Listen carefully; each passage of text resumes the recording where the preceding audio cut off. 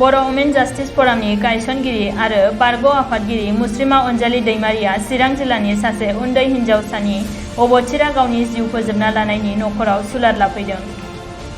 जाथायनि सायाव सोंखारिनानै दुखु फोरमायनायजों लोगोसेनो दायनिगिरिया गोख्रोंनिबो गोख्रोंसिन साजा मोननांगौनि दाबि दैखांनो रायजो राजा समाज आफादफोराबो पुलिस बिफाननिसिम नारसिननांगौ होननानै बुङो।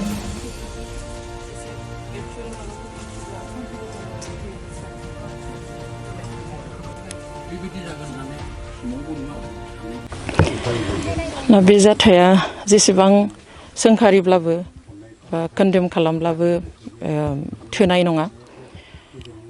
जों दुखु फोरमायदों। बे गथ'नि जिउमाया जेब्लाबो गोजोनै थाथों। बे आनफर्चुनेट इन्सिडेन्ट जानाङामोन बेबादि।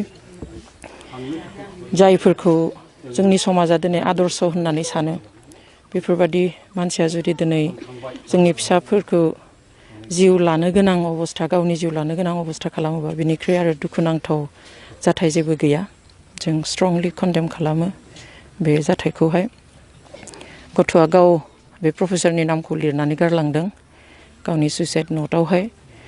बिनिख्रुइ गिदिर एभिडेन्सथ' आरो थानोनो हाया। ओंखायनो जों आसा खालामगोन बिथाङा जाहाथे दायनिगिरिया जाहाथे गोख्रोंनिख्रुइ गोख्रोंसिन साजा मोनो, जाहाथे बेलाव ओंखारनानै फैनो हाया, बेखौ जों आसा खालामगोन। आरो लोगोसे आं बेखौबो खावलायनो लुबैयो दा सिखांबोनाय गासै सेंग्रा सिख्ला उन्दै गथ'फोरखौ जिउआव माबाफोर गेदेर बेफोरबादि आफोद खैफोदफोर जायोब्लाबो जाहाथे गावनि नखरनि मानसिजों बा गावनि लोगोजों सोरजोंबा समाजनि सोरजोंबाबो जाहाथे सावरायलायनानै गावनि गोसोखौ गोरा खालामो। जाहाथे जायखिजाया जिखुनु गिदिर जाथायब्लाबो जाहाथे गावनि जिउखौ फोजोबनानै लाया, जाहाथे सुइसाइड खालामा। आं बेखौ सासे बिमा हिसाबै खावलायनो लुबैयो। जिनाहारि खालामजानाय होनोब्ला जों बयबो मिन्थिखायो जे शी इज ए भिक्टिम। जेब्ला रेप धरखिता एबा जिनाहारि खालामजानाय होनना बुङो, बेहा गावहा दाय गैखाया। बेवहाय गुबुनासो दाय खालामदों। बेवहाय we should fight back, not suicide.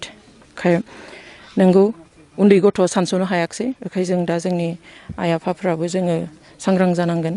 जोंनि फिसाफोरखौ जों दानिफ्राय फोरोंनो नांगोन जाहाथे जायखिजाया खैफोद फैब्लाबो जाहाथे जोङो गसंनानै बेनि थाखाय जुजिनो थाखाय जाहाथे जोङो नाजायो।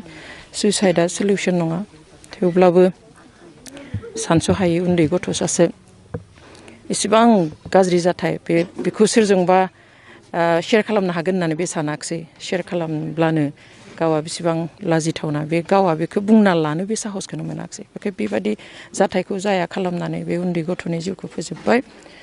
बेखौ जोङो जेसेबां गाज्रि रावै बुंब्लाबो बुंख'नो हाया।